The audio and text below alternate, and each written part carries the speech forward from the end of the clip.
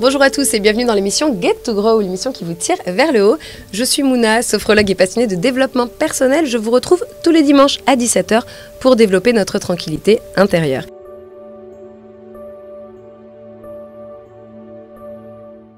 Aujourd'hui, je vais vous parler de l'estime de soi. Donc nous explorerons les différents aspects du sujet et nous verrons les techniques et les conseils pour la développer.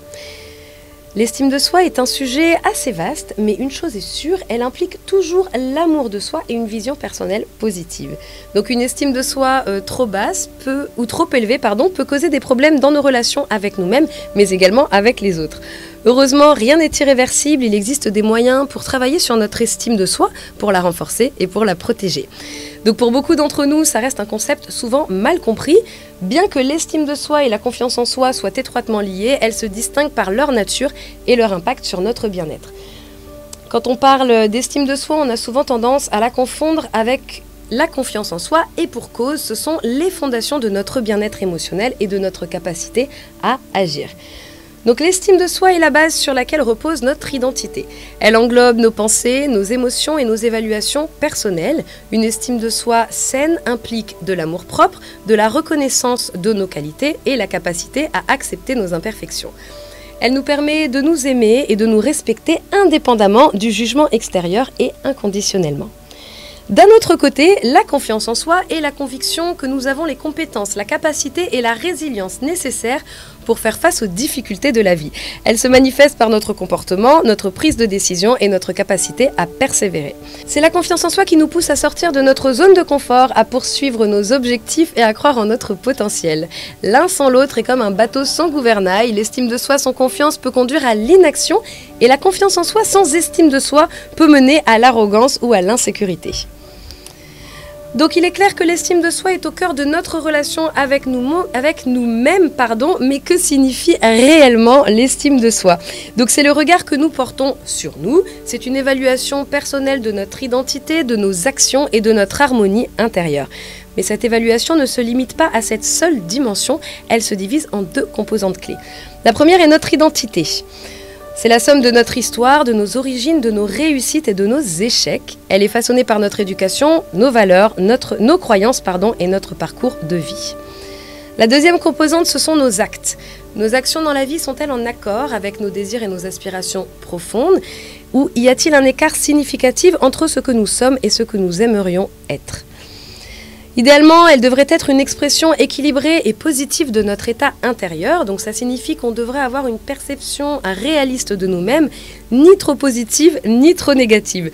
Donc une estime de soi saine reflète la confiance en soi authentique, l'acceptation de soi et la compréhension de nos forces et de nos faiblesses. La surestimation de soi est une perception exagérément positive de ses compétences et de sa valeur. Les symptômes incluent un orgueil démesuré, une arrogance, un aveuglement face à ses faiblesses et un désir constant d'avoir raison. Ironiquement, cette surestimation cache souvent un manque profond de confiance et d'estime, poussant ces personnes à des comportements paradoxaux. Par exemple, l'orgueil excessif peut être utilisé comme un masque ou une façade pour cacher de profondes insécurités. Donc la sous-estimation de soi, elle, se manifeste par un doute constant sur ses compétences et une tendance à se dévaloriser. Elle peut également se traduire par une incapacité à faire un choix, une autodévalorisation permanente et des difficultés émotionnelles. Pour surmonter ces extrêmes, il faut travailler sur la revalorisation de l'estime de soi. Donc ça implique de cultiver un équilibre entre la confiance en soi réaliste et une évaluation objective de ses compétences. Je vous conseille la pratique de l'auto-bienveillance, l'acceptation de ses limites, la gestion des émotions et la réforme des croyances négatives sur soi. Cette revalorisation nous aide à reconnaître notre propre valeur sans tomber dans les pièges de la sur- ou de la sous-estimation. L'estime qu'on se porte détermine également la manière dont nous percevons et dont nous vivons notre vie. Parfois, on perçoit des signaux d'alarme internes sous forme de doute, d'anxiété, de dévalorisation. Ces signaux sont des indicateurs que notre estime pourrait ne pas être à son maximum. Donc quand on remarque que notre amour-propre n'est pas au top, il est peut-être temps de réévaluer notre relation avec nous-mêmes. L'objectif ultime est de revenir à une estime de soi qui est le reflet sain et harmonieux de qui nous sommes réellement. En d'autres termes, ça doit être une source de paix intérieure et d'équilibre et non une source de stress et d'anxiété. Construire une estime de soi saine est un travail continu qui demande de la compréhension mais aussi un petit peu d'effort. Pour commencer, il est crucial de chercher des satisfactions réelles et personnelles et de ne pas se reposer sur la quête de la perfection ou des signes extérieurs du succès. Elle émerge avant tout lorsqu'on trouve du bonheur dans les choses simples, les petites victoires et les moments de contentement. En sophrologie, on parle beaucoup de réalité objective et je trouve que cet aspect est également essentiel puisqu'il nous aide à développer une perception précise et juste de nous-mêmes ainsi que de notre environnement, ce qui nous permet de mieux comprendre nos pensées et nos émotions. Donc les pratiques comme la pleine conscience, la méditation, la relaxation renforcent le sentiment de paix intérieure, améliorent l'acceptation de soi et renforcent notre sentiment de valeur personnelle. Si vous suivez l'émission, vous commencez certainement à prendre l'habitude, mais en comprenant ces méthodes et en les mettant en pratique, on parvient progressivement à développer une estime de soi saine et solide. Des techniques de respiration, de visualisation favorisent également une meilleure conscience corporelle comme mentale. Elles aident à renforcer notre estime de nous-mêmes en nous permettant de nous reconnecter à notre corps, d'explorer nos émotions et de développer une image de soi réaliste. Aussi étonnant que cela puisse paraître, l'estime de soi s'ancre avant tout dans la présence au corps.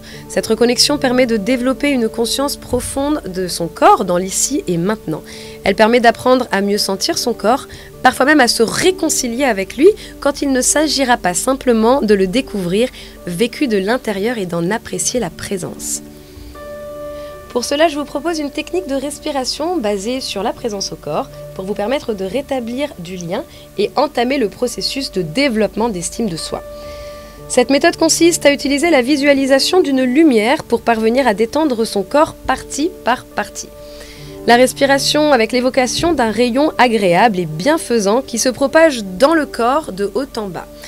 Ça nous permet de prendre conscience de chaque partie du corps en tension et de s'en libérer.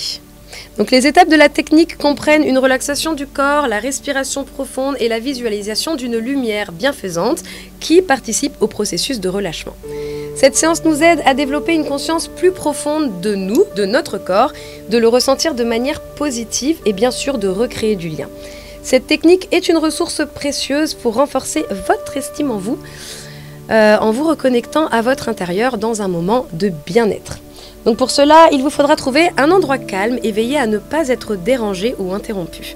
Si possible, essayez de vous créer un environnement propice à la détente au préalable en utilisant de la lumière tamisée, de la musique relaxante, peut-être de l'encens ou des huiles essentielles. Bref, mettez-vous dans de bonnes conditions. Donc en position assise ou allongée, vous commencerez par prendre conscience de la position de votre corps. En veillant à être confortablement installé, donc les bras le long du corps, ou sur les genoux si vous êtes assis, le dos bien droit, les jambes décroisées. Vous prendrez ensuite conscience de votre souffle sans chercher à le modifier. Donc vous commencerez en partant par la tête, en vous servant donc de l'outil qui est la visualisation du rayon. Ça pourra vous aider à cibler plus précisément les zones à relâcher. Pour cela, il vous suffit d'imaginer un rayon lumineux descendre très lentement du sommet de votre tête jusqu'au bout de vos orteils. Sur son passage, il va relâcher instantanément toutes les tensions et les muscles du corps. Une fois que tout votre corps est détendu, vous inspirez par le nez et en inspirant, vous visualisez une lumière dorée ou argentée, comme vous préférez, bienfaisante, agréable, qui se propage dans tout votre corps. Au fur et à mesure, donc, votre corps se remplit de cette lumière qui se diffuse dans chaque organe et chaque cellule.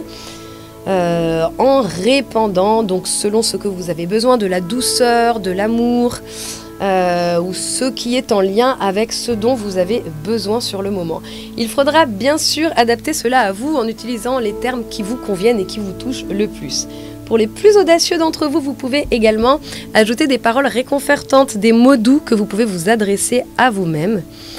Je vous invite à pratiquer cette technique plusieurs fois par semaine pour en ressentir les effets et à vous entraîner à devenir toujours tout doux, tout gentil envers vous. Vous verrez à quel point ces quelques petites astuces changeront votre vie, votre rapport avec vous, mais également aux autres.